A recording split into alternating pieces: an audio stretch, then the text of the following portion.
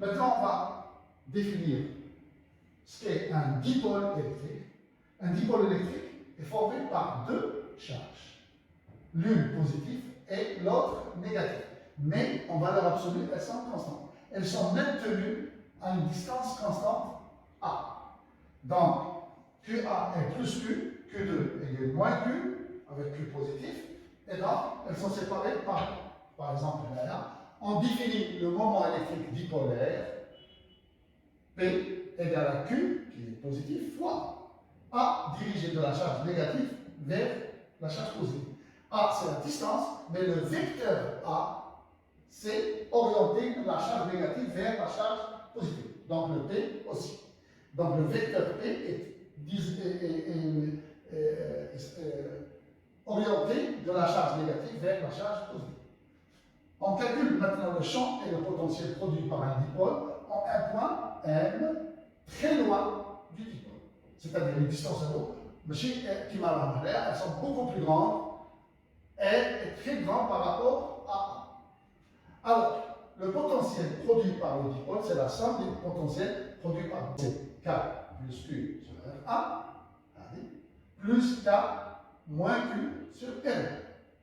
Et quand on fait sortir KQ, on a 1 sur R1 moins 1 sur R2. Et donc, qui nous donne KQ R2 moins R1 sur R2 R1. Mais comme les distances sont très importantes, on a pratiquement R2 pratiquement égal à R et R1 pratiquement égal à R. Donc, on a R2 fois R1 pratiquement égal à R4. Alors, attention, quelqu'un va me dire R2 moins R1 dans ce cas égale à 0. Non, parce que si on fait هنا c'est on fait avec une erreur infiniment petite. Alors que si on fait R2 moins R1 égale à 0, l'erreur est de 100%. Alors on est en train de calculer une différence, c'est très petit. Donc si on néglige quelque chose, ça va être l'erreur, c'est une erreur relative. Donc la précision, c'est l'erreur relative. On le ferait une erreur très grande parce qu'on considère R2 moins R1 égale à 0. Donc R2 moins R1, puisque la distance vient de pratiquement, je vais le la distance tracée perpendiculaire. Donc, on a un triangle rectangle. Donc, l'hypoténuse, R2 moins R1, l'angle est pratiquement égal à la distance est grande. Donc, on a R2 moins R1 sur A est égal à cosinus θ. Et donc, R2 moins R1 est égal à A cosinus θ. Et on peut remplacer R2 moins R1 et R2 R1. Donc, on a KQ A cosinus θ sur R carré. Ce qui est là, c'est P, c'est le moment électrique dipolaire. Donc, KP cos θ sur R carré. Et on voit que le potentiel est une fonction de R et θ. Donc, c'est en coordonnées polaires. On sait que dV est égal à moins EdR. dR en coordonnées polaires, c'est dR UR plus R dθ Uθ. dr la vitesse.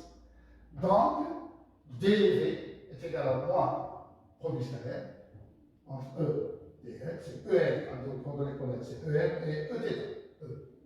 Donc, avec ER, donc c'est la dérivée partielle de V par rapport à R. Et Eθ, c'est la dérivée de V par rapport à R dθ. Et donc, on obtient, on dérive par V, on la dérive par rapport à R et on multiplie par moins, on obtient ER, la composante radiale de E. Et Eθ, la composante transversale de E, Kp, sinus θ sur RQ. Il ne faut pas oublier le moins. Pour les lignes de champ et les lignes équipotentielles, dans le cas d'une charge portuaire, on a choisi ici une charge positive. Donc, les lignes en rouge, c'est les lignes équipotentielles. On a le potentiel V1. Alors, garder point néant ont le même potentiel, sous forme de cercle, de centre, la charge ponctuelle. V2, c'est un autre potentiel, V3, V4. Et on voit que les lignes radiales, donc, sont des lignes radiales sortantes pour le cas d'un champ de charge positive. Alors, pour un dipôle, donc deux charges, positive ou négative, plus Q moins Q. Alors, les lignes de champ, les lignes équipotentielles sont en rouge, avec en rouge. le potentiel égal à 0, elle est à égale distance de Q plus Q et moins Q. Donc tous les points sont à la même distance, et donc le potentiel total, c'est la somme des deux potentiels, et donc ça fait 0. Quand on se rapproche de la charge positive, donc les potentiels sont positifs, les lignes, donc les potentiels positifs. Donc elle se referme ici, c'est le donc etc. Donc, les potentiels sont négatifs, sont plus proches de la charge négative. Pour les lignes de champ sont harmoniques. Les deux champs sont du même sens du haut de charge. Rentrant à sortant, donc ils jouent la même direction, le même sens. Donc la ligne est là. La ligne est là. Les directions du champ est sortant. Donc, harmonique, le champ. Si on calcule le champ en un point, par exemple, là, du harmonique, le champ dû à la charge positive, le champ dû à la charge négative, donc la résultante est du tangentiel à la ligne de champ.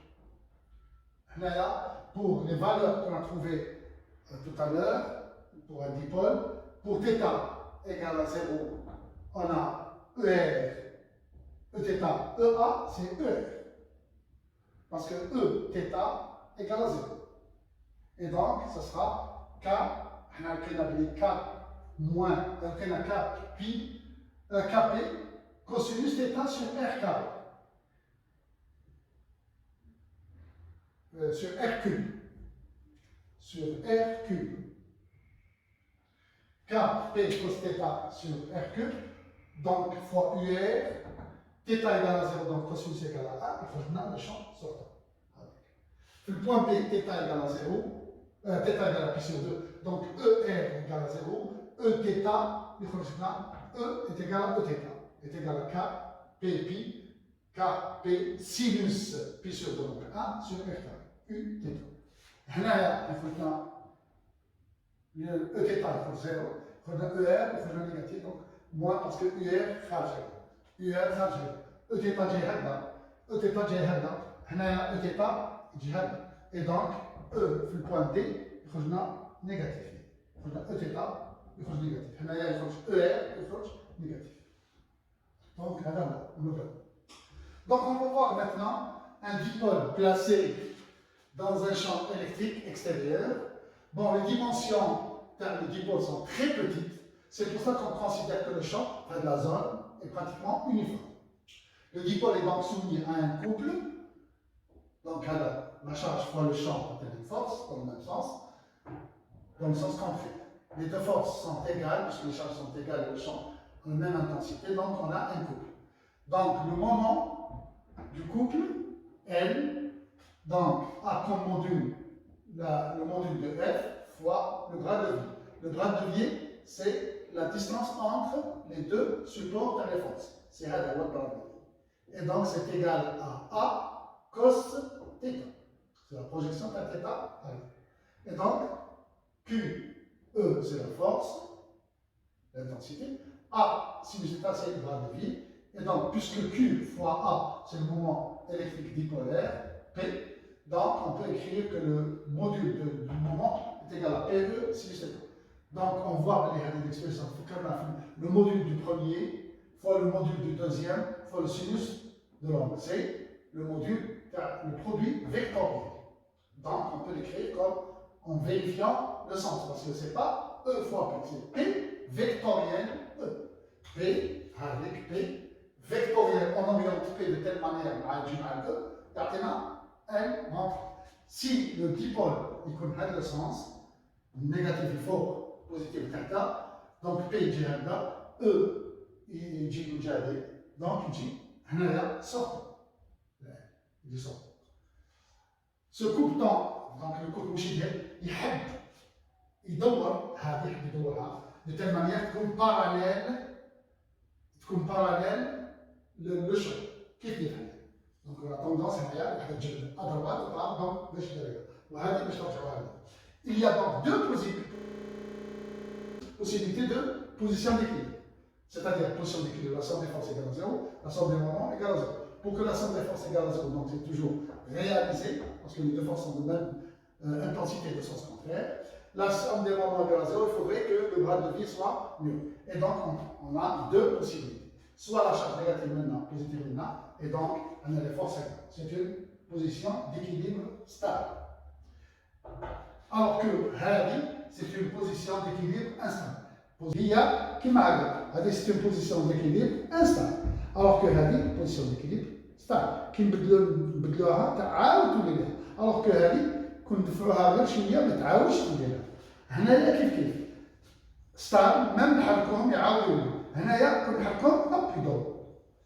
دونك l'instable stable pour θ égale à 0, instable pour θ égale à pi. On parle maintenant d'énergie potentielle d'un dipôle placé dans un champ constant.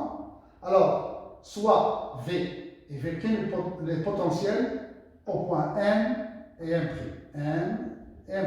M اللي حطينا فيها Q plus Q et M' اللي حطينا فيها moins Q successivement. Alors, l'énergie potentielle, c'est la somme des énergies potentielles les deux. Donc, c'est Q fois le potentiel TH moins Q fois le potentiel TH. Donc, nous Q facteur, on a V moins V'.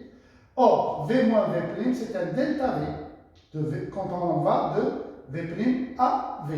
Et donc, si je vois le delta, D. Alors, parce que le déplacement important. Alors, c'est moi, E, normalement, D de DL, donne le déplacement M', dans le DL. Et donc, ça fait M', c'est le vecteur A, orienté de la charge négative vers la charge positive. Donc, c'est moins E fois A. Et comme A, nous pouvons en fonction de P. Alors, la P, c'est Q fois A. Donc A, c'est P sur Q. Et donc,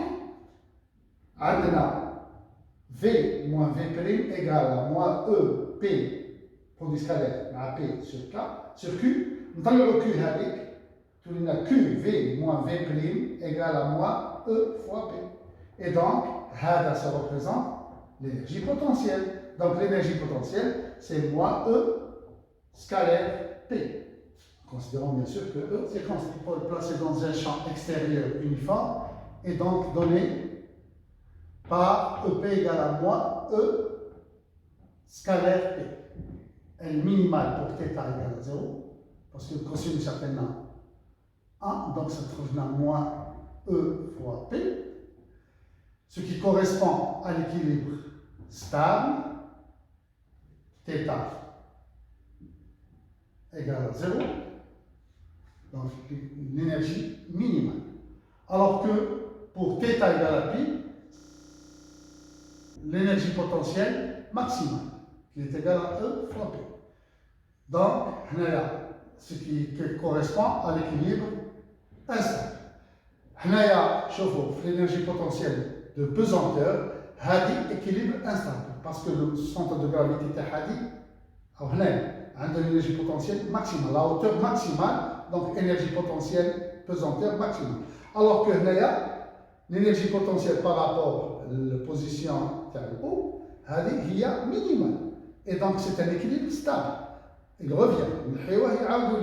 Alors que l'énergie maximale, équilibre instable. S'il est déplacé de sa position d'équilibre, il ne reviendra jamais. Et donc, on a la courbe énergie pour θ égale à 0, énergie potentielle minimale, moins EP, moins E fois P, ou pour θ égale à pi ou moins pi, donc l'énergie potentielle pesanteur, l'énergie potentielle est maximale égale à E fois moment bipolaire P.